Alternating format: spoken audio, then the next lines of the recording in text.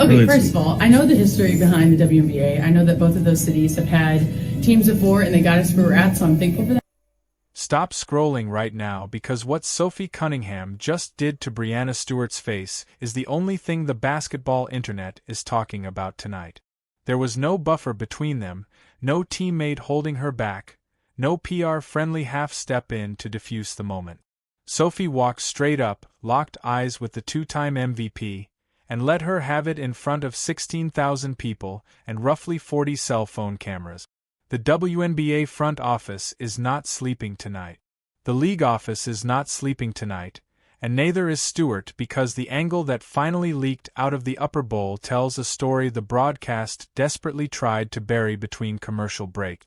Stick with me through this entire breakdown because by the time we get to the end, you are going to understand exactly why Indiana is furious, why New York is suddenly very quiet, and why the rematch on the schedule 3 weeks from now just turned into the most anticipated regular season game of the entire 2026 calendar. This game was supposed to be a controlled preseason night. That was the entire pitch. The Liberty were checking their championship engine for any rattles. The Fever were introducing their new identity around Caitlin Clark and Aaliyah Boston and a deeper, meaner second unit. The plan on both sidelines was simple. Light minutes, light whistles, light handshake at center court, everybody flies home, nobody gets hurt, the marketing department gets its highlight package, and the rotations get clarity for opening night.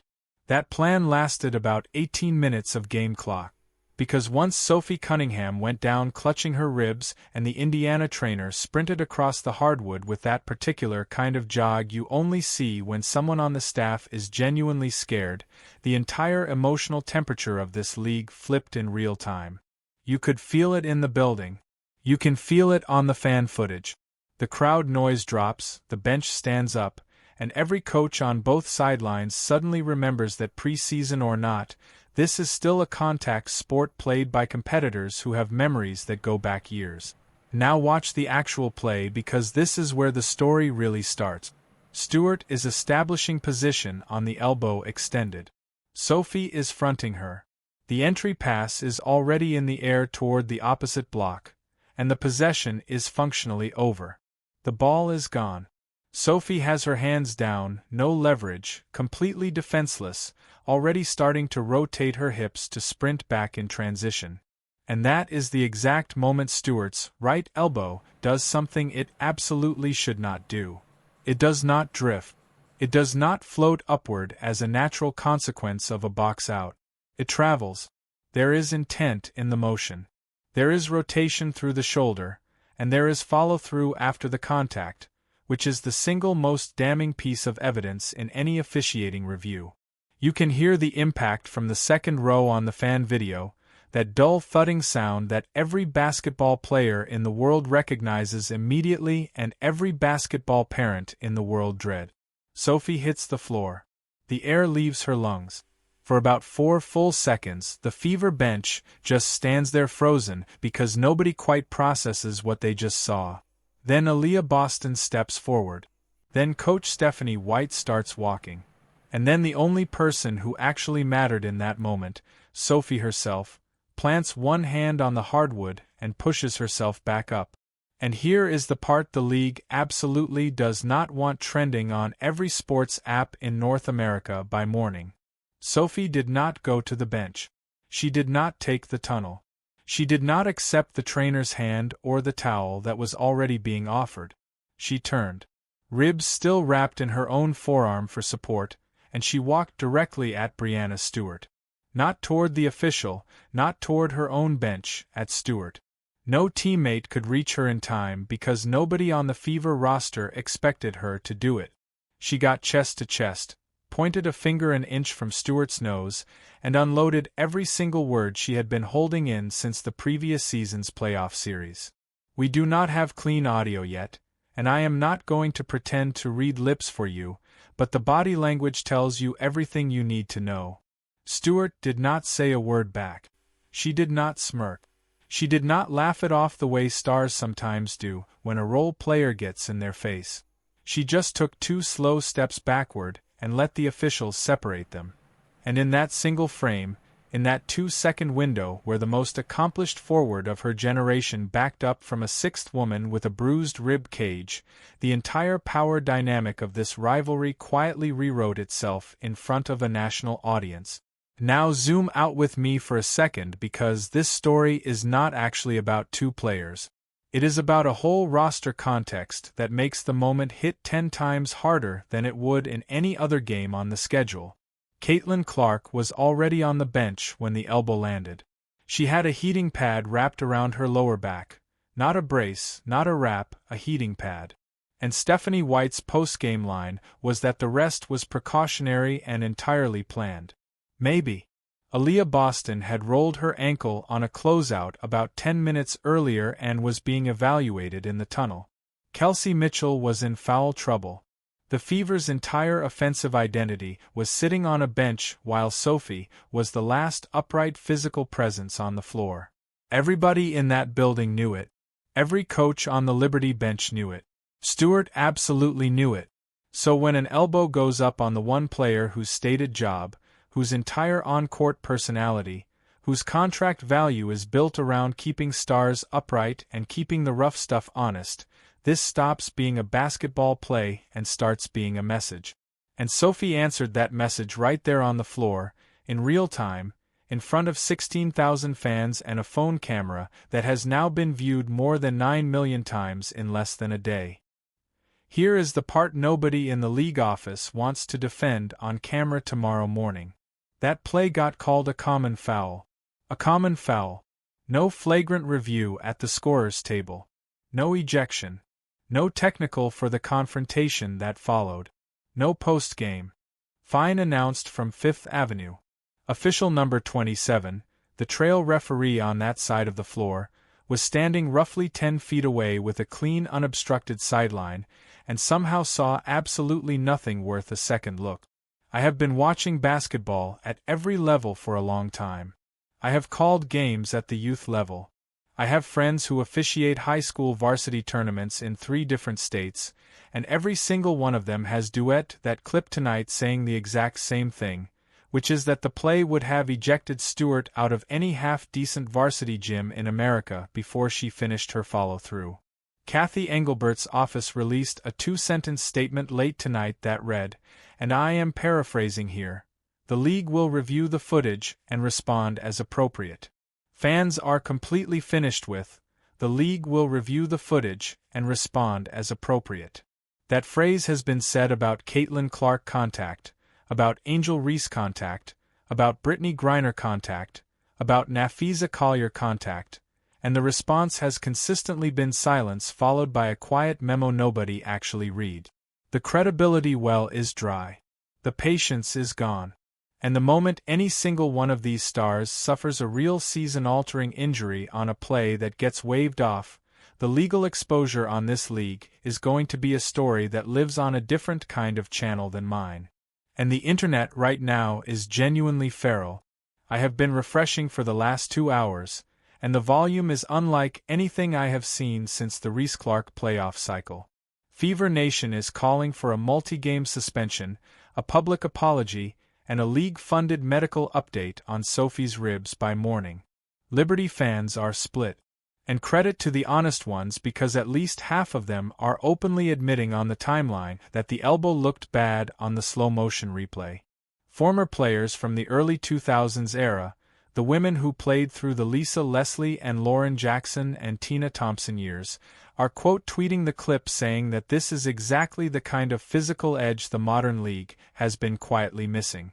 And also exactly the kind of officiating laziness that is going to get a marquee player carted off before Memorial Day. Coaches at the college level are subtweeting it. 2 NBA players whose names I am not going to drop because the tweets are still up have liked the original post. The reach is enormous. The conversation is everywhere. And the comments section under this very video is about to be a war zone.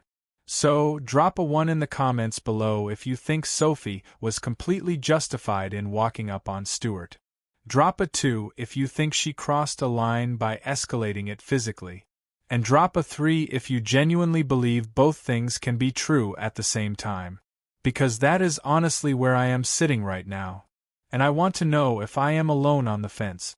Let me give you the part of this story that is not getting enough airtime, which is what this means for Sophie Cunningham as a player, as a brand, and as a leader on this Fever roster. Sophie has spent her entire career being characterized in two completely opposite ways, depending on who you ask. To the fans who watch her play 48 minutes a week, she is a connector, a culture setter, a glue piece who absorbs the dirty defensive assignments nobody else on the roster wants. To the casual viewer who only sees the highlight that pops on social media, she is a chirper, a face puller, a player who lives somewhere on the line between competitive and chaotic. Both of those things have always been a little true and a lot incomplete. What tonight did in one possession and one stare down was reframe her in the public eye as something the league has been missing for a long time, which is an actual on-court protector with the credibility to back the roll-up. She got hit. She got back up. She walked at the bigger star. She did not throw a punch, did not grab a jersey, did not give the officials a single legitimate reason to send her to the locker room early. She just made it absolutely clear in front of cameras and witnesses and a national audience that the price of going through Indiana's stars is going to include going through her first. That is not a publicity stunt. That is a job description. And she just did it on the biggest stage preseason can offer. And honestly, the Stewart side of this conversation deserves the same level of fairness because I am not going to sit here and pretend Breanna Stewart is some cartoon villain. She is one of the greatest forwards of this entire era of basketball. She has carried franchises. She has carried national teams. She has played through injuries that would have ended other careers. And she has generally conducted herself in public with a level of professionalism that the league has been lucky to have as a marketable face. So, either tonight was a genuinely uncharacteristic loss of composure under preseason pressure, which happens to even the best players, or it was a calculated piece of physical messaging from a veteran who saw a Fever roster missing two of its three best players and decided to set a tone. Both readings are valid. Both readings have evidence behind them. And the reason this clip is going to live on this internet for at least another 48 hours is because the basketball world is genuinely split on which reading is correct. And that is exactly the kind of ambiguous, debate-friendly, screenshot-shareable moment that algorithms feed on for days. Stephanie White's post-game podium was something else entirely. And I want you to picture this carefully because the body language matters. She walked in late. She did not bring a printed stat sheet. She answered the first three questions in the kind of clipped, two-word sentences a coach uses when she is choosing between professionalism and a fine. When the fourth question finally got to the elbow on Sophie, she paused for what felt like a full 10 seconds, took a sip of water, and said only that the league would handle it through the appropriate channels. That is coach speak for I am furious and I do not trust myself to say a single additional word on camera. Right now. Joe Mazzulla over in New York gave a much shorter podium. Said the play was unfortunate. Said Stewart is a competitor. Said preseason is preseason. And walked off the stage in under 90 seconds. Both teams know exactly what just happened. Both teams know exactly what comes next. And both teams know that the next time these two organizations share a floor, the entire league is going to be watching with one finger hovering over the record button. So, let's talk about that next game because the schedule makes this story absolutely unavoidable. Indiana and New York are slated to meet again in 3 weeks on a nationally broadcast Saturday window. Sophie says she will be cleared. The Fever medical staff has not yet released an official rib update, but the early reporting is bruising, no fracture, day-to-day evaluation with a realistic expectation of a return by week 1 of the regular season. Stewart has not said a single public word since walking off the floor tonight, which is itself a tell because Stewart almost always speaks. The Liberty PR team is reportedly debating whether to have her address it on her own podcast or wait for the league's discipline ruling first. Either way, the moment those two players cross paths on the court again, every camera in that arena, every phone in that lower bowl, every scout, every executive, every former player on a TV panel is going to be locked on that single first possession. There will be a tip-off. There will be a matchup assignment. And there will be a moment where Sophie and Stewart end up within 2 feet of each other for the first time since she walked at her tonight. And whatever happens in that moment is going to be replayed for the rest of the season. This is also a defining test for Kathy Engelbert and the entire league office. And I want to be very direct about that. The commissioner has spent the last 18 months telling reporters that the league is entering a new era of accountability, transparency, and player safety. The league has hired more officials. The league has reportedly invested in additional training. The league has leaned into a more aggressive media strategy and a more aggressive marketing push around the new generation of stars. None of that means anything if a clear, slow-motion, multi-angle elbow to a player's ribs gets a common foul on the call sheet and a 2-sentence boilerplate response from headquarters. Fans can see the gap between the marketing language and the on-court reality. Players can see it too. And the moment players stop trusting the league to protect them, you do not get a quieter game. You get a more physical game because everyone starts policing themselves the way Sophie just did tonight. The league office has roughly 72 hours to issue a discipline ruling that actually matches the footage. If they do, the conversation calms down by midweek. If they do not, this becomes the dominant storyline of the entire opening month of the season. And the league will have nobody to blame but the choices made inside its own discipline meetings. Before I close this out, I want to address the Caitlin Clark piece directly because I know that is going to be in the comments and I want to get ahead of it. Caitlin was on the bench when this happened. She did not throw a single elbow.